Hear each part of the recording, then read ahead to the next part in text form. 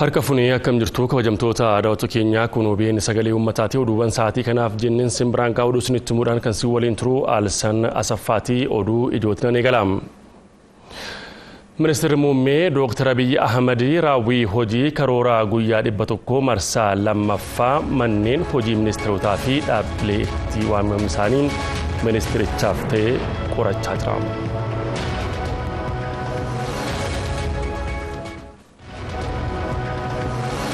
Oduu biyya alaatiin Gaanaan guddina dinagdeetiin addunyaa irraa sadarkaa jalqabaa irra jiraachuuf fandiin maallaqaa idil addunyaa ifoomseen.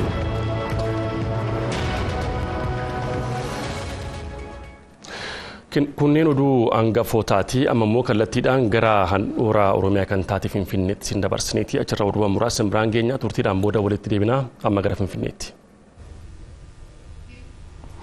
Harka funee akka mul'atan daawwattoota keenya kabajamoo istuudiyoo keenya handhuura Oromiyaa Finfinneetti argamurraa immoo oduu kan isinitti himuun Leensaa Baqqalaati.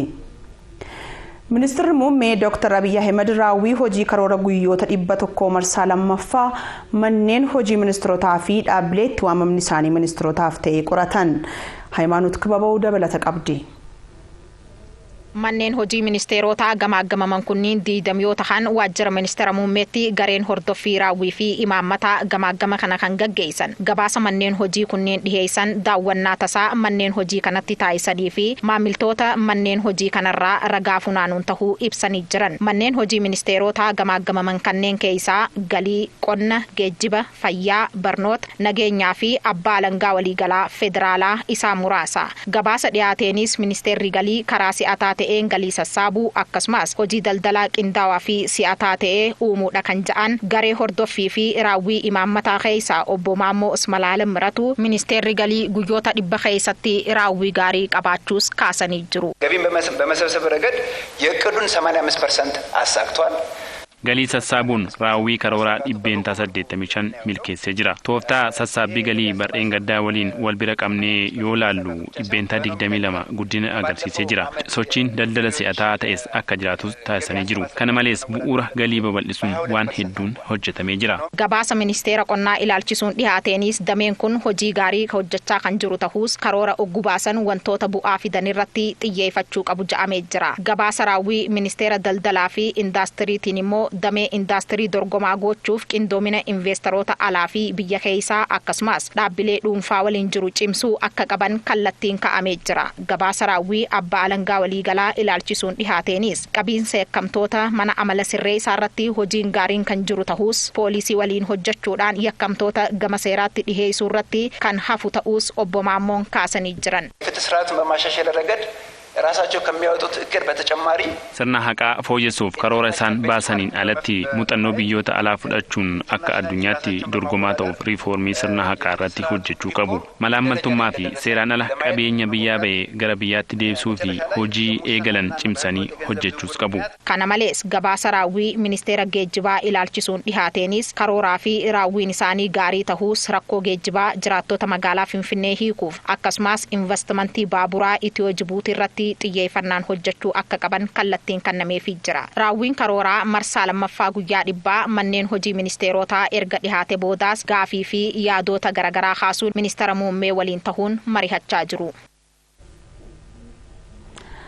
Ashaaraa kaa'uun yeroo jalqabamu qormaata yeroo xumuramu immoo kan galateeffachiisu ta'uun dhugaa bara baraatii jedhan ministeerri muummee Dr. Abiy Ahmed. Gabaasa tajaajila oduu Itoophiyaatiif Mirkanaa Taaddasaa. Sirna gabataa shaggariif jedhu sagantaa affeerraa irbaataa qopheessan irratti ministeerri muummee Dr. Abiy Ahmed imala dhalootaa keessatti namoonni awwaara kaasaniif kanneen ashaaraa kaa'anii darban jiru fuuldurattis ni jiraatu jechuun ergaa dabarsan. Piroojeektiin shaggar magaalattii akkuma maqaa ishee miidhagsuu hawwattuu taasisuuf tarkaanfii ol guddisuu jalqabni isaa bu'aa falaasama ida'amuuf fageessanii waa hubachuu akka ta'ee fi gabataan shaggar irbaataan olitti dhimma biyyaa ta'us ministeerri muummee Dr. Abiy Ahmed himaniiru. Haasaa isaanii keessattis Dr. Abiy awwaara kaasuun salphaadha ariitiidhaan naannicha walgaa awwaarri ija arguu dhowwuun qoonqoo cufuun akkan dubbanne nama taasisee gurra namaa cufuun dhageettii nama dhowwaa jedhan. Ashaaraan dafee maqaa namaa waamsisuu dadhabsiisaa nuffisiisaaf obsa namaa kan qoru ta'us xumurri isaa nama galateeffachiisuun dhugaa jiraatudha jedhan. Dr. Abiyyi akka ibsanitti seenaa keessatti namoonni ashaaraa kaa'anii darban ashaaraa mootummaaf paartiif yookaan ammoo dhaabbileef miti biyyaaf jedhaniitus jedhan. Kan walitti qabamneefis irbaata nyaachuuf miti ashaaraa kaa'uudhaaf maallaqni isin kaffaltanis irbaataaf miti guddinaaf qaroomina Itoophiyaaf ashaaraa keessan kaa'uufii jedhan ministeerri muummee Dr. Abiyyi Ahmad. Ijoolleen keenya piroojeektii dhaloota kanaa keessatti maqaa keessan yeroo argan suuraa keenya guyyaa irraa kana yemmuu ilaalan dhaloonni yeroo sanii qarqara lageenitti bashannanaa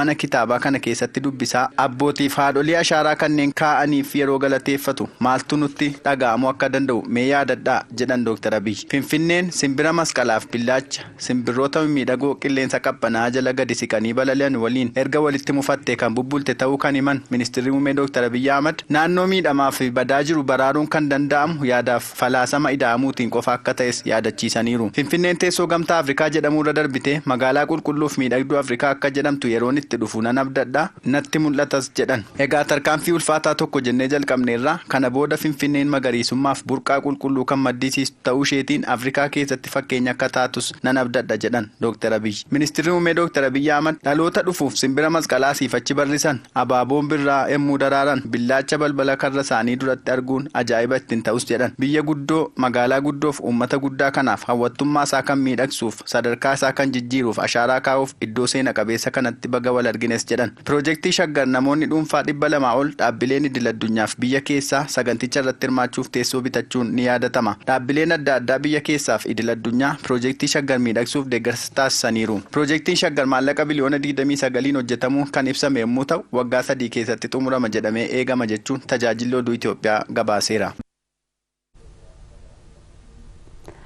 Koreen filachiiftuu kaadhimamtoota hooggansa hojii boordii filannoo biyyaalessaa akkaataa itti kaadhimamtoonni eeramuu danda'an irratti miidiyaadhaaf ibsa kenne. Eerumsi kaadhimamtootaa kunis caamsaa 22 bara 2011 hanga sa'aatii 11 walakkaatti qofa ta'uu koreen kun hubachiisee jira. Beezaa Biyyi dabalata qaba. Koreen filachiistuu kaadhimamtoota hooggansa hojii boordii filannoo biyyaalessaa akkaataa itti kaadhimamtoonni eeraman irratti miidiyaaleef ibsa kenne. Walitti qabaan korii filachiistuu kaadhimamtoota hooggansa boordii filannoo biyyaalessaa Dr. Mashashaa Shawaaraggaa uummanni hanga caamsaa 22 sa'aa 11 fi walakkaatti kaadhimamtoota eeruu danda'a jedhan.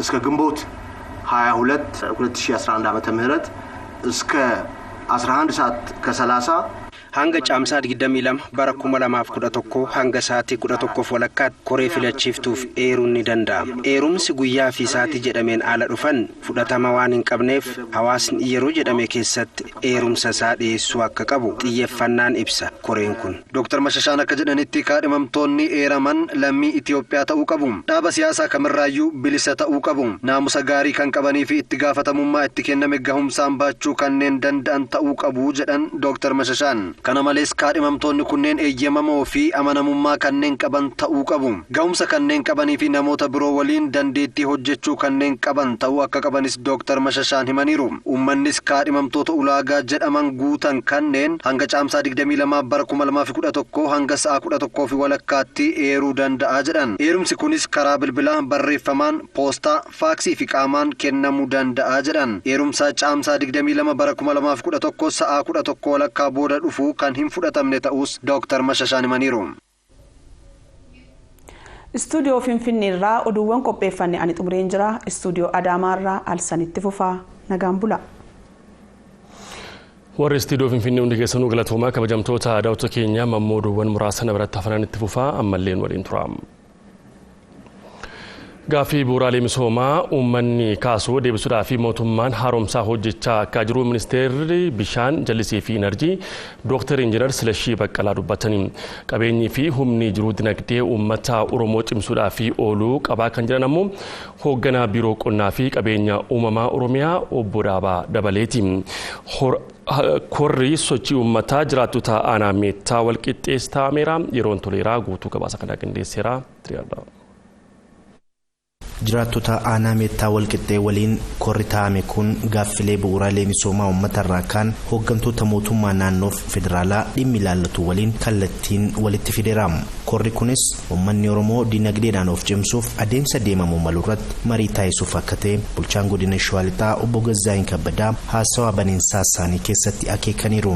dinagdeedhaan uummanni of danda'u kan danda'u gaheen mootummaa yoo maal ta'e hawaasni maal gochuu qaba maanguddoonni gahee isaanii maali dargaggoonni gahee isaanii maal ta'utu sirra jiraata akkamitti wal mari'anneet dinagdee jedhamu saniin of dandeenyaa waan jedhu sun ajandaa amma keessa jirru isa guddaadha jechuudha. Kora kanarrattis uummanni aanaa meettaa walqixxee gaaffilee bu'uuraalee misoomaa jireenya isaanii danqaa jiru kaasanii hooggantoota naannoo federaalaa kallattiin dhimmi ilaallatuun deebiin itti kennameera. Piriippiin sadarkaa lammaffaan sadarkaa tokkoffaan dallaa tokkicha keessa jira. Piripaaraatoorii fi kan sadarkaa lammaffaa iddoo tokkotti argamuu isaatii fi dhiphinni daree mul'achuu isaa ilaalchisee biirootti deebinee karoora irratti baasne. Keessumaa piriippiin nu kennameera haayiskuulii illee hin qabna rakkoon achirratti qabnu maal yaa'oottan kitaabni illee hin jiru. Kitaaba gara miliyoona 12 barana mana maxxansaatti kennineerra. Bara kanaa fi bara dhufu keessatti kitaaba maxxansinee 2013tti gaaffii kitaabaa hin cufna jennee yaannaa jechuudha. Hawaasni hospitaala hin qabanii aanumti jirtu sunillee daree dabalataa hin qabduuti deessuun teenya taraa waggaa tokko seetu tokko moora dhaabbata. Amma waan hospitaalatii moti dhimmi isaa kanaafuu buufata fayyaa kan tuffannu gadaanaadha jennee kan laalloo doon ta'in sadarkaa isaa garuu eeggachuu qabaa kan jedhu irratti walii galle yeroo odoon eegin yeroo gabaabaa keessatti buufata fayyaa kana ol guddisuu hin dandeenye. Daandii warri gindi baraat gamaanaa dubbatanii waan isaaniin tuqu keenya buufnee lagarraan geenye abashaa kadhannee nu hojjetanii. amma lammatti asfaaltii na ijannee sin hin gaafannu dindinicha dhabne hawaasni walitti haaceenu. Daandilee lama qaroofne hojii durree gooroo qalaaxeeti aanaa afur ol quunnamsa jennee hojjechaa ture torban darbe akka hojjetamuu qabus adeemsa adeemne amma tokko qabna xalaas barreessinee abbaa taayitaa daandii federaalaa biraan geenyeerraa namoota wajjinis haasaa jirraa jechuudha. Uummanni ibsaanuu hin taane ittiin hojjechuu hin dandeenye. Rakkoo jenereetaaf elektirisiitii haa ta'u irratti jiru. Hooggantoota torban dhufu keessatti ergineetoo rakkoo sana akka hiikamu qoranneetoo hojii irratti bobbaana. Hoogganaan biiroo qonnaaf qabeenya uumamaa obbo Dhaabaa Dabalee gaaffilee uummatarraa kaaniif deebii kennuuf kutannoo mootummaan qabu himaniiru. Korri kunis kan adeemsifame gaaffii uummataaf mootummaan deebii kennuuf fedha qaburraa madde jedhaniin. Guyyaa har'aa sin arguudhaaf akkasumas immoo rakkoo keessan hubachuudhaaf. Rakkoo keessan erga hubannee boodammoo maal hojjechuu qabna kan jedhu karoora keessa galfachuudhaaf aanota hedduu Oromiyaa keessatti aanota hedduu sosochiin adda addaan godhamaa jira. Ministeerri ministeera bishaan jallisiif enerjii Dr. Injiinar Silashii Baqqalaa gaaffiin uummataa dhawaataan deebii hin arganne hin jiru jedhaniin waan hundaaf garuu wal hubannoo mootummaaf uummataa akka barbaachisu akeekaniin. Barreen gaddaa daandiin jalduu calqabameera baran ammoo gara kaachisiitti akka fullaa'u wareegameet hojiirra jiraam akkuma isin gaafattanitti iddoon hanqinni jiru asittis hojjetamuuti sarra jira. Ijaa kana ta'eef gizee tokko tokko immoo obsuun hin barbaachisa.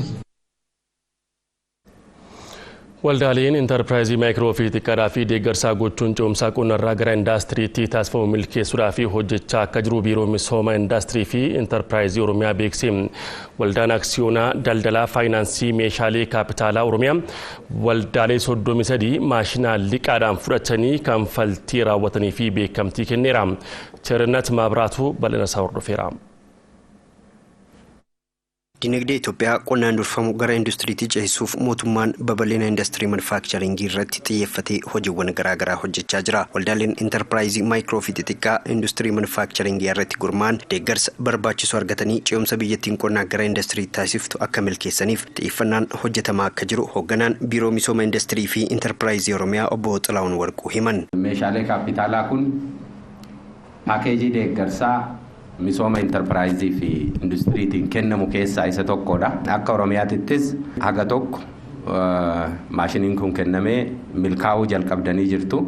warri har'a asirratti argamtanis agarsiiftuu kan taatan namni yoo hojjete waan fudhateen hojjetee deebisuuf halkanii guyyaa taare milkaa'uu akka danda'u agarsiiftuudha jechuudha. Waldaan Aksiyoona Daldala Faayinaansii Meeshaalee Kaapitaala Oromiyaa bara 2006 kaayyoo waldaalee intarpiraayizii maayikiroofi xixiqqaaf liqaa maashinootaa dhiyeessuu qabatee hundaa'e. Hanga yoonaattis waldaaleen 439 waldaa aksiyoona kanarraa maashinoota adda addaa liqaan akka fudhatan bakka bu'aan hoogganaa olaanaa waldaa aksiyoonichaa obbo Yoonaas Galataa dubbatu. Amma har'aatti kan nuun dhiyeessiniif waldaa 439 gosa maashina adda addaati. Waldaalee 33 kiraa maashina isaanii waan xumuraniif miseensa nama 99 dhiira 58 dhalaa 41 kan of keessaa qabu maashinoota gosa adda addaa dabarsineefii jirra jechuudha. Waldaan aksiyoonaa kun waldaalee 33 maashinoota adda addaa liqaan fudhatanii kaffaltii isaanii yeroon raawwataniif magaalaa Bishooftuutti beekamtii kenneera. Waldaaleen beekamtii argatanis bu'aa bahii hedduu dandamannee ciminaan hojjechuu keenyaan liqaan nurra ture deebifnee abbaa meeshaalee kaapitaalaa ta'uu dandeenyeerra jedhan. Akkaataa waliigaltee asiitiin ji'a 3 kaffalama ture. Waggaa tokko waan na jala darbeef 2010 jalqabaa kaasee hamma ji'a 9 ga'utti takataataa birrii 9,100 wayii kaffalee xumuree odoo yeroon kaffaltii deebisuun ga'in ji'a 6 dursee waggaa tokkotti ofirraa xumuree kan kooti mul'ata kooti bu'aa kooti jennee itti hojjechuudhaan itti of kennuudhaan hojjechuun baay'ee barbaachisaadha. Rakkoolee jiran hudhaarra tarkaanfachuu qabu erga hojii ta'e hojjechuudha. Kan daawwachaa jirtan kun OBN sagalee uummataatii oduun simbiraan gaa jirus akkuma itti fufeetti jira. Yaada siyaasaa garaagaraa qabaachuun akkuma jirutti ta'ee oromummaa fi dinagdeedhaan wal cimsuudhaa fi gamtaan hojjetamuu akka qabu hayyoonni dhaamanii jiru. Haalli itti dinagdee keessatti wal hirmaachisuun danda'amus mijachuu qabaa jedhanii Taaddala Doosaa yaada hayyoota kanneenii hordofeera. Dr. Masai Mulgeetaa Yuunivarsiitii Finfinneetti barsiisaa fi qorataa kolleejjii Divelopment Steediiti. Qabeenya Itoophiyaan qabdu humna namaanis ta'e uumamaan Oromiyaan gita hin qabdu jedhani. Hojiirra oolchuuf garuu reefuu sochiin eegalamus imaammannii fi beekumsaan gaggeessuu dhabuun rakkoo akka ture eeran. Poolisii yookaan istiraatejii gaarii ta'e tokko dhabuu inni tokko. Lammaffaan immoo liidarshiipiin ekspertiin biiroo adda addaa tokko keessa hojjetu hagam dandeettii qabaa. Hagam qabeenya qabnu kana beekaa. Hayyuun siyaasaa gameessi Oromoo fi dura ta'an ODF obbo Leencoo Lataa sochii siyaasaa fi dinagdee Oromiyaa takaalee golgee kan ture si'ana saaqameera. Ofiif yaaduu caalaa waan tokko nu godhu Oromummaa fi dinagdee Oromoo irratti hojjechuu qabnaa jedhan waan kaleessaa yaadachiisuun. Poolisiin ikoonomii hagammaa biyya kana keessatti hojiirra oolaa bahee Oromoo hiyyoomsuu irratti waan xiyyeeffateef Itoophiyaa hiyyumatti keessatti hambisuu dirqii taasise. Maaliif Oromooti irra guddaadha. Hamma Oromoon hiyyuma keessaa hin bahinitti Itoophiyaanis hiyyuma keessaa bahuu hin dandeessu. Har'a sun jijjiiramuu danda'a. Jijjiiramuus qaba. Akkaataan itti dinagdee keenya tajaajilu akkaataa itti Oromoonis guddatee Itoophiyaanis guddattu xiyyeeffate ta'uu qaba. Sun gaafatama guddaan nurra kufee jira. Oromummaa fi dinagdee Oromoof wal hubachaa hojjechuu dhabuun garuu fuulduratti illee gatii kanaan duraa caalaa nu baasisaa jedhanii dargaggeessa barnootarra jiruu fi eebbifamee ba'e akkasumas egeree uummatichaaf gamtaan misooma dhaabbiin itti fufu hojjechuu qabnaas dhaamaniiru. Hiyyumni dhalootarraa dhalootatti gurguddachaa dhufee irra sadarkaa guddaarra gaheera. Namni baratee yuunivarsiitii ba'e miliyoonaan lakkaa'amu hojii hin qabu. Kun boombii dhuka'uudhaaf qophaa'ee taa'u kanatu dursa argachuu qaba. Tokko sababi ani amma wal dorgomuu irra mee walii wajjin dhibdee Oromoo irratti haa xiyyeeffannu jechuu barbaaduufis rakkinoota gurguddaa kana irra kan aanuu dandeenyu akka nama tokkootti yoo sochoone sabichi akka nama tokkootti yoo socho'e qofa. Akkayyuun dinagdee Dr. Masai jedhanitti immoo warraaqsi dinagdee Oromiyaan eegalte biyyoonni baha fagoo Singaappoor, Taayiwaanii fi Chaayinaan kan ittiin milkaa'an ta'uu eeruun kan Oromiyaas jalqabbii abdii qabeessa akka ta'e himanii. Shira dinagdee amma hiikkateenis qoodinsa malee bu'uura misoomaa ammaafis ta'e dhaloota egereef darbu kaa'uun seenaa hojjechuu ta'uu dubbataniiru. Paartileen kun in turas ta'a, in badas ta'a. Uummanni garuu yeroo hundaa'u jira. Oromiyaan garuu yeroo hundumaa jirti. Ikoonomiin yeroo hundumaa hin jiraataa socho'a. Yeruma hunda jechuudha. Hin dhaabbatu kun akkamitti teekinooloojii alaa as galchina akkamitti teekinooloojii addoopti goona akkamitti jiruuf jireenya uummata kanaa jijjiirraa akkamitti dargaggoonni amma yuunivarsiitii adda addaa irraa eebbifamaa jiran kun hojii dhabanii akkamitti gaaddisa taa'aa oolanii akkamitti ijoollee kana gara hojiitti galchinaa inni olaanaan. Durataa ittaanaan liigii dargaggootaa kaafaa obbo Gurmeessaa Ayyaanoo investimentiin hanga yoonaa naannicha keessa jiru irraa caalaan kan kanneen kaleessa nu miidhaa turaniif kan looguudhaa jedhanii qaanqee siyaana mul'ateen immoo of dursuu caalaa uummanni keenya maal barbaada isa jedhu irratti wal hubannaan hojjechuu qabnas jedhan abbaan qeensaa akka bora'u hin fedhu jalqaba irratti kanneen Oromiyaa gooluu barbaadan to'achuuf gamtaa cimsuun dhabamsiisaa waan uummata ciisu irratti wal ta'uu qabnaa jedhanii. Dinagdee dhabuu danda'u barbaada. Biyya isaa keessa nagaan jiraachuu barbaada. Nagaadhaan ba'ee garuu barbaada. Inni baratu barnoota isaa barachuu barbaada. Nagaa ta'uu barbaada. Nagaa akka inni hin taane immoo qaamni taasisu jira. Qaama nagaa akka inni hin taane taasisu kana irraa qolannee Oromoo sirna keessa galchinee nagaadhaan ba'ee akka inni galuuf qooda keenya gumaachuudha. Dinagdeedhaan akka inni badhaadhu akka inni of danda'u taasisuudha. Warraaqsa dinagdee eegalame irratti hirmaannaan dargaggootaa akka cimuuf wanta fooyya'uu qabu eerani. Baay'ee jaalanna warraaqsi dinagdee imaammanni akkasii kun ba'ee Oromoon akka fayyadamuuf yaaduun baay'ee gaariidha. Haa ta'uutii garuu eenyu faa hammata aksiyoona bituu kan danda'u eenyu fakkeenyaaf aksiyoonni 5,000 10,000 gurguramu yoo ta'e 5,000 qabu dargaggeessi keenya baay'een warraaqsa kanaaf adda isaa kennee rasaasa fuuldura dhaabate. Hayyuun dinagdee Dr. Masaayis muuxannoo addunyaan wal qabsiisuun yaada kana cimsaniiru. Kiyyaa kuni as keessa hin waa qaba kunoo dhaabbata kana keessa hin waa qaba jedhee too'ee uummanni Oromoo itti amanuu qaba. Kana gochuudhaaf immoo namoonni baay'inaan itti galuu qabu. Aksiyoonni isaatillee gadi bu'ee jechuudha. Tokko kana lammaffaan immoo namoonni beekumsaanillee tajaajilli isaan achi keessatti hojjetan suni haalli inni gara aksiyoonatitti gara maallaqaatitti jijjiiramee fi waan kana keessatti illee involve gochuu danda'an mijachuu qaba. Warshaalee naannoo Oromiyaa keessaa jiranii keessaa harka 10 qofatu ulaagaa kunuunsa naannoo eegee hojjechaa jira jedhe abbaan taayitaa eegumsa naannoo bosonaaf jijjiirama qilleensa Oromiyaa. Aarrii fi xuraawaan warshaalee keessaa gadi lakkifamus naannoo akka hin faallee fi dureeyyiin dhimma kanarratti hojjetan eeggannoo gochuu akka qabanis dhaamameera. Zalaalam Boruu bal'ina qaba. Ragaan abbaa taayitaa eegumsa naannoo bosonaa fi jijjiirama qilleensa Oromiyaa irraa argame akka mul'isutti naannoo Oromiyaa keessatti warshaalee fi industiriiwwan garaagaraa 7,180 argaman keessaa 759 qofatu ulaagaa kunuunsa naannoo eegee hojjetaa jira. Tibba kana tunni miidiyaalee garaagaraa dhiibbaa warshaaleen kunniin sochii hawaasummaa fi misooma dinagdee irratti qaqqabsiisaa jiranii fi to'annaa fi hordoffii gama mootummaatiin taasifamaa jiru ilaaluuf warshaalee fi industiriiwwan magaalaa Moojoo, Duukamii fi magaalaa Sabbataatti argaman muraasa daawwateera. Lagni Moojoo magaalaa Moojoo addaan kuteedhaan kan darbu yoo ta'u gara olitti tajaajiloota hawaasaa garaagaraa kennaa jira. Akkasumas hawaasni naannoo tajaajila yeroo kennanitti gara olitti rakkoo tokko yoo akka isaan irraan geessisaa hin jirre dubbatanii turani. Yeroo ammaa kana akkuma argaa jirtan lagni Moojoo bifa isaa isa dura argaa ture irraati gara kanatti jijjiiramee jira. Fooliin iddoo kana jiru haala ulfaataa fi nama iddoo kana dhaabachuudhaaf kan namatti ulfaatu ta'uusaas hubannee jirra. Lewaa hundallee fi misooma adda jaallisima mallee asii fayyadamaa jiru. Haa ta'u malee garuu kanaa ol malee kanaa gadi wanti fayyadu tokko hin jiru. Asii ol garuu bishaanillee fayyadna bajaajillee waraabna manattillee waraabne bakka waan adda addaatu oolchuu dandeenya uffata malmaa'ee fecha. Jireenyi keenya duraan dhuguma nu qotee bulaadhaan nurree jiraanna loonis hin dalabbiin horsiisna waan adda addaa bashitan adda addaa kunillee nu bira ga'een jiru. Amma garuu hootti ilaallu warshaalee kanarraa kan dhufu dhukkubi adda addaa waan baay'ee nutti dhufaa jira jechuudha. Durii isaa lagni kuni laga namni itti dhugeetu itti fayyadamu qulqulluudha.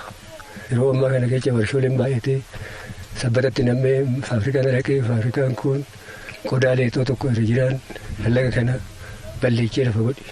Balleechee lafa godhe dhiibbaa namarraanis hin ga'ee deebisee raawwatee immoo dhiibbaa horiirraanis hin ga'ee waa baay'ee biyya baddate. Daawwannaa kanaan OBN warshaalee fi industiriiwwan gariin komii hawaasa naannoo irraa yeroo garaagaraatti ka'aa ture furuuf xiyyeeffannoo kennanii hojjetaa jiraachuu fi gariin ammoo ammallee rakkoo jiru hawaasa naannoo fi mootummaa waliin maratanii furuurraa balbala cufatanii hojii ofii itti fufaa jiraachuu taajjabeera. Akka labsiin to'annaa faalama naannoo mootummaa naannoo Oromiyaa lakkoofsi 177 muraa 2005 ba'e jedhutti warshaalee yookiin industiriiwwan naannicha keessatti dalagan kamuu sochiiwwan hawaasummaa fi misooma dinagdee kamiyyuu qabeenya naannoo faaluudhaan misooma itti fufiinsa qabu gaggeessuu irratti miidhaa qaqqabsiisuu fi jireenya hawaasa naannoo irratti dhiibbaa uumuu hin qabani. Akka dhaabbata fayyaa addunyaattis namuu mirga naannoo qulqulluu fi fayyaa isaaf yaaddoo hin taane keessa jiraatu qaba. Ispeeshaalistii dhukkuboota keessoo kan ta'an Dr. Mi'eessoo Baayuu warshaalee fi industiriiwwan keessaa xuraawwan bifa dhangala'aanis ta'ee qilleensaan ba'an fayyaa namaa irratti dhiibbaa yeroo gabaabaa fi dheeraa qabaachuu dhugoomu.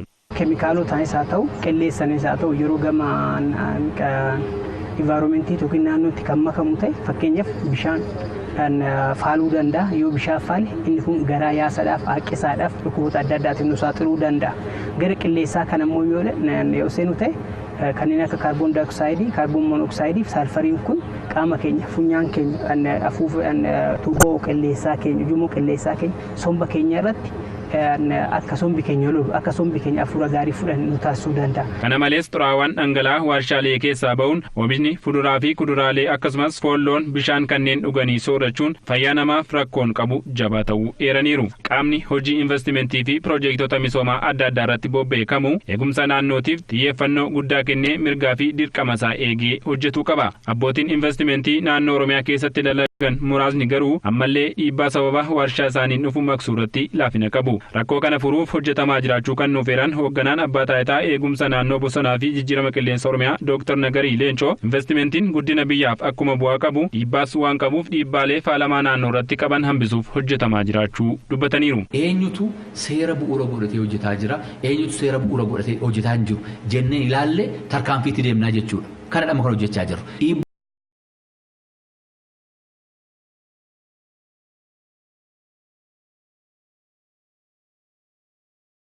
Baay'ee jiran maqsuu akkamitti danda'u isa jiru tokko lafa keenyee bara ji'a muraasa booda jechuudha.